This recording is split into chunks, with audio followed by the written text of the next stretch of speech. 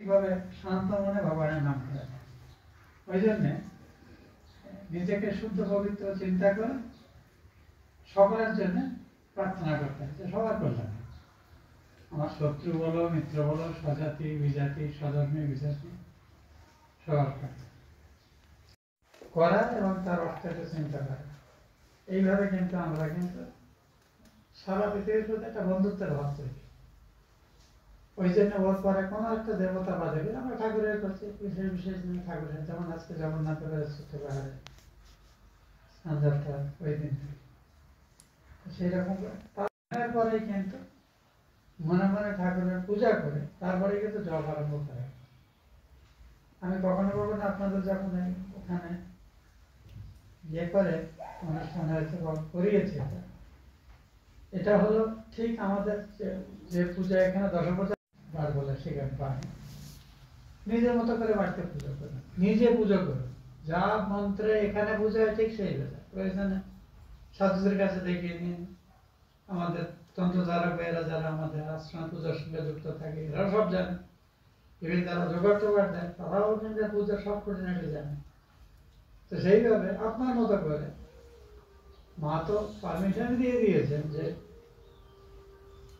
ভগবানের মন্ত্র তুমি সংস্কৃত উচ্চারণ না করলেও হয়, ভগবানের সঙ্গে বার্তালাপ করতে করতে যেমন আত্মীয় স্বজনের সেবা করো সেইভাবে ভগবান ইত্যাদি কেন করা হয়েছে। প্রথমত সংস্কৃত ভাষার একটি গরিমা আছে, এই ভাষা একটি ঐতিহ্যময়ী ভাষা আছে, অসাধারণ সব শাস্ত্রাদি গ্রন্থ ঋষিদের অনুভব এই ভাষার মাধ্যমে এসেছে। ফলে when I read the same thing in Sanskrit, it gives a different sort of connotation. এটা আমাদের জপের আগে মানস পূজা করতে হবে। এই মানস পূজা নিত্য পূজার একটা সংকেত। ইভেন ভাবছি একসময় একটা ইন্টারভিউ করবো, 500 ভক্ত কেটে গিয়ে ধরাতে করে তোমার বইটা দেখার পর 500-র মধ্যে 50 জন দেখাতে পারবে কিনা আমার এটা, ঠিক আছে? এত বাজে অবস্থা আমাদের, আমরা দীক্ষা ইত্যাদির ব্যাপারে এত দায়সার শূন্য একটা জিনিস, আর যা নিয়ে আমরা মেতে থাকি মজে থাকি। এটা কিন্তু সমস্ত সাধু সন্তরা, সমস্ত অবতার পুরুষরা এবং সনাতন ধর্মে এই কথাটি বারবার আমাদের বোধগম্য করার চেষ্টা হয়েছে নানাভাবে। হে যদুপতি, তুমি এই অকুল পাপসাগর নাশ করো।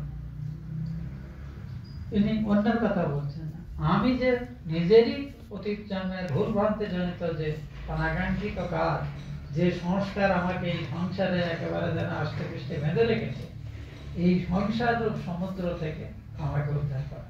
এখানে সংসার মানে ঘর সংসার বুঝবেন না, এখানে সংসার মানে এই যে কামনাযুক্ত কর্ম করার ফলে এই যে জন্ম মৃত্যুময় চক্রে বারবার ঘুরপাক খাচ্ছে, এটাকেই কিন্তু সংসার বলা হয়। সংসার মানে আত্মীয় স্বজন পুত্র পরিজনে করা সংসার কিন্তু নয়, যদিও এই বিশ্ব সংসারে সেটিও একটি অংশ। কাজে এই সংসার শব্দটি নিয়ে যখনই আমাদের শাস্ত্রে আলোচনা হচ্ছে, আপনারা এই পরিভাষাটি সবসময় মাথায় খেয়াল রাখবেন, নইলে ওই হিতে বিপরীত কি শাশ্বত নিশ্চিত মোক্ষধামই না এখানে স্থাপিত হয়েছে। মহাপ্রভু বলছেন এই জগন্নাথপুরী সাক্ষাৎ মোক্ষধাম, সেখানে গেলে প্রভু দর্শন করে প্রভুর প্রসাদ ধারণ করলে মুক্তি নিশ্চিত। কিন্তু আমরা তো অনেকে একবার না 20 বার হয়তো গেছি, তাহলে আমাদের মুক্তি হচ্ছে না কেন? তার মানে হলো এই তীর্থের যে মাহাত্ম্য, এই দেবদর্শনের যে মাহাত্ম্য, সে সম্পর্কে আমাদের আন্তরিক মানে বিশ্বাস শুদ্ধ নয়, সঠিক নয়, পর্যাপ্ত নয়। অপর্যাপ্ত বিশ্বাস নিয়ে যাই বলেই বারবার দেবদর্শন করে তীর্থ দর্শন করলেও আমাদের ভেতরের জটিলতা কঠিলতা দূর হয় না, মন শুদ্ধ হয় না। আর মন বলতে শুদ্ধ না হলে শুদ্ধ স্বরূপ সত্য স্বরূপ ভগবানকে বোধ করা যায়। এবার শেষ স্থানে যে সংযত ও শুদ্ধ হয়ে এই পবিত্র জগন্নাথ অষ্টক পাঠ করে, তার চিত্ত সমস্ত পাপ থেকে মুক্ত হয় এবং সে বিষ্ণুরূপে গমন করে। যে কোনো স্তব যারা রচনা করেন তারা প্রায় এই স্তব পাঠের ফলশ্রুতি বলে থাকেন, এটা সেই ফলশ্রুতি। কিন্তু মনে রাখতে হবে যে এইসব শ্লোকাদি ওই বারবার আমার হয়তো 200 শ্লোক মুখস্থ আছে, তাতে কিছুই যায় আসে না। ওই টিয়াবাজিকে তো রাম কৃষ্ণ হরি যা বলতে শেখাবে সে বলতে থাকে, কিন্তু যখন সাপে ধরে বা বেড়ালে ধরে সে একটা কথা শুনে সেটা আবৃত্তি করতে শিখেছে, কিন্তু এই রাম নাম বা হরি নাম বা কৃষ্ণ নামের যে মহিমা, সেই মহিমা বোধ তার মধ্যে নেই। তো স্তোত্রাদি আমরা যখন পাঠ করি, ওই বহু স্তোত্র পাঠ না করে 2টি বা 4টি বা 10টি স্তোত্র মুখস্থ করো। এই আমাদের আমি তো এই বইটা মন্ত্রের মতো ভালো করি, স্তব কুসুমাঞ্জলি বহু সুন্দর আছে, কিন্তু আমাদের যখন পড়তে হয় 11 অনেক লোকের সঙ্গে আমাদের লড়াই করতে হয়, আপনাদের তো সে দেয়নি। কাজে এর থেকে বেছে নিন 2টি 10টি বা 30টি স্তোত্র এবং সেগুলো খুঁটিয়ে পড়ুন এবং সেইগুলো পাঠ করুন, তার অর্থ ধ্যান করুন, এইভাবে ভগবানের নাম করুন। ঠাকুর বলছেন আমি একঘেয়ে হতে ভালোবাসি, আমি ঝালে ঝোলে অম্বলে ঝকঝকে খাই। তো ভগবানকে ঠিকই আছে, শ্রীকৃষ্ণ আমাদের ঈশ্বর ঠিকই আছে, তাই বলে কৃষ্ণকে নিয়ে, রামকে নিয়ে, অন্যদের দেবতাদের নিয়ে, দেবীদের নিয়ে স্তব স্তুতি পাঠ করতে গেলে তো আমাদের বাধা দিন, এখানে আপনারাই করে থাকেন সেগুলো। দেবী পক্ষে দেবী, মা কাজে আমরা সব কিছু নিয়ে করছি। প্রশ্ন হলো এই জিনিসটা এতটাই আন্তরিকতা এবং নিষ্ঠার সঙ্গে করণীয় যে ওই দিনের জন্য ওটি আমার সারা দিনের শ্বাস প্রশ্বাসের সঙ্গে ধ্যান জ্ঞানের মতো হয়ে থাকবে, এবং নিজের ক্ষুদ্র যা সামর্থ্য আছে তা দিয়ে আমি ওই দিন ওটার উপাসনা বিশেষ করে করার চেষ্টা করি। এই যে ভাব, এইভাবে জীবনশৈলীটাকে করতে হয়, এবং ইচ্ছা থাক ও অনিচ্ছুক যাই হোক পরিবারের যারাই আছে তাদের সকলকে কোনো না কোনো ভাবে এর সঙ্গে যুক্ত করার একটি প্রয়াস এটাও আমাদের করতে হবে। সে প্রতিকূলতা যতই থাকে তবেই কিন্তু পরিবারের সুখ শান্তি নিশ্চিত হবে। একদিনে হবে না, ধীরে ধীরে হবে। কারণ ঠাকুর কথামৃতে আশ্বাস দিয়েছেন যে দেখো তুমি নিষ্ঠার সঙ্গে ভগবানের কাছে যে প্রার্থনা করে যাও, আজকে যারা তোমার সাধন ভজন পূজা অর্চনা ইত্যাদির বিরোধিতা নিন্দা সমালোচনা করতে, আস্তে আস্তে তাদের মধ্যেও ভগবানের কৃপায় পরিবর্তন আসবে, এবং তারা আজকে যে প্রতিকূল আচরণ করেছে সেটা তখন করবে না, তারা অনুকূল আচরণ। ভগবানের কৃপা হলে সব প্রতিবন্ধকতা আপনি দূর হয়। শুধু বিশ্বাস থেকে ভগবানের নির্ভরতা রেখে লেগে থাকা, করে যাওয়া, হাল ছেড়ে না দেওয়া। ক্রিকেট খেলা তো আপনারা আজকাল খুব দেখেন, পিচে টিকে থাকতে হবে। ক্রিকেট ক্রিজ ছেড়ে দিলেই তো সব গেল, কাজে ক্রিজ হবে, যুদ্ধক্ষেত্র ছেড়ে দিলে হবে না। সংগ্রামী মানসিকতা জানিয়ে রাখতে হবে, সাধ্যমতো চেষ্টা করতে হবে, ভগবানের কাছে প্রার্থনা করতে হবে।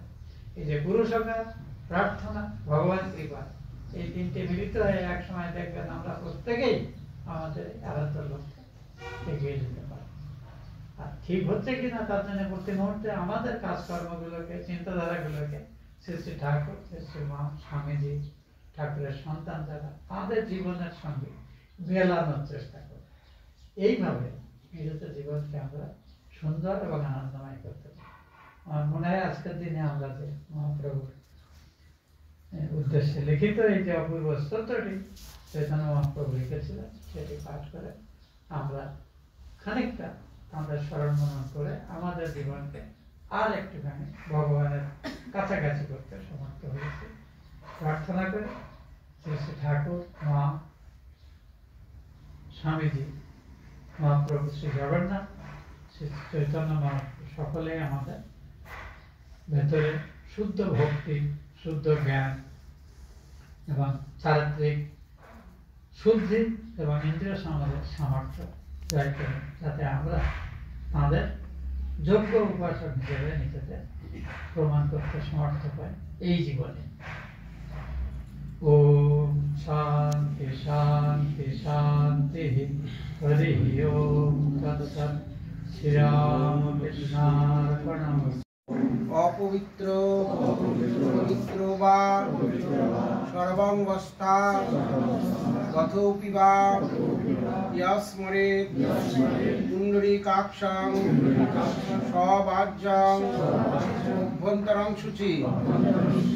ওম सर्वधर्म स्थापकस्तं सर्वधर्म स्वरूपकः आचार्याय महाचार्यो रामकृष्णाय ते नमः।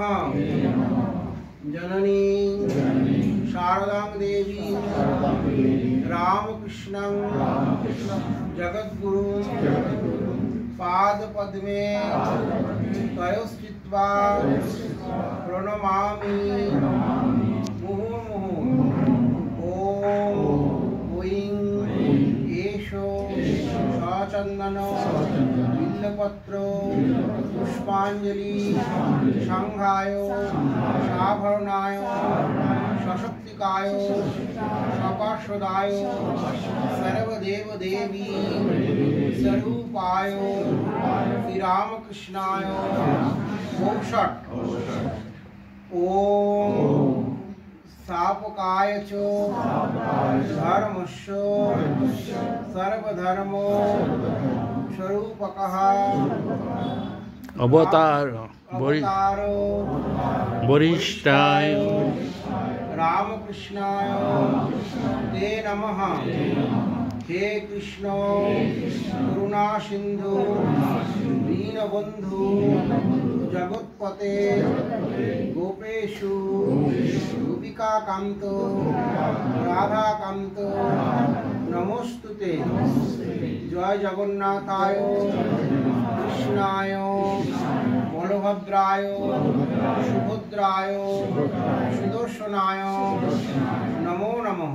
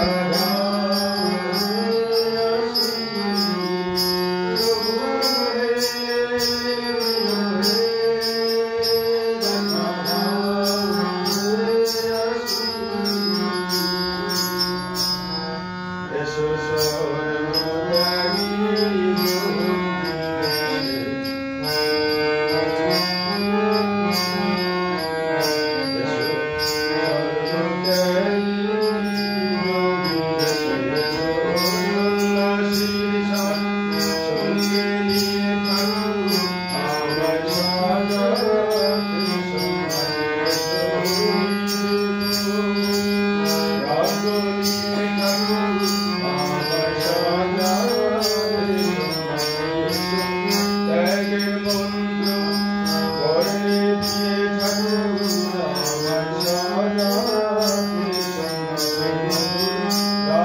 Krishna Ram,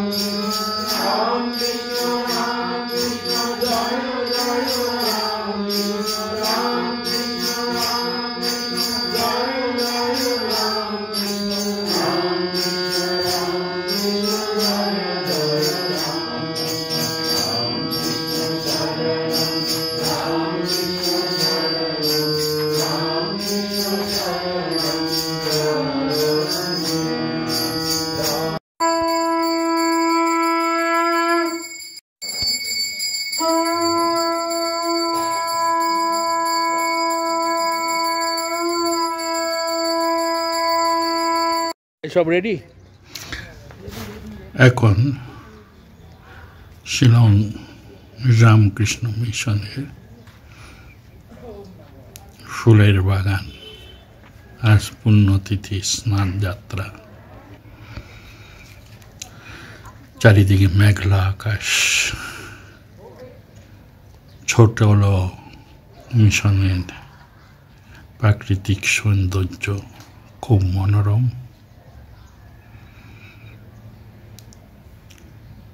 চারিদিকে ফুলের পাহাড়। রামকৃষ্ণ মিশন আশ্রম শিলং পূর্ণ শুভ স্নান যাত্রা তিথিতে আজ 51 ঠাকুরের স্নান করানো হয়েছে। এছাড়া আপনারা বেলুড় মঠেরও কিছু ওখানে আত্মারামের কৌটাকে পুজো করা হয় এবং দেখতে পাচ্ছেন অনেক সাধুরা বসে আছেন এবং বছরে এই দিনটিতেই ভালো করে স্নান যাত্রার দিন ঠাকুরকে স্নান করানো হয়। বিভিন্ন সহকারে নিত্য পূজা অনুযায়ী পূজা করা হয়। এটাই রামকৃষ্ণ মিশনের বিশেষত্ব। আজ এই পুণ্যতিথিতে সকলকে জানাই আন্তরিক প্রীতি, শুভেচ্ছা ও ভালোবাসা।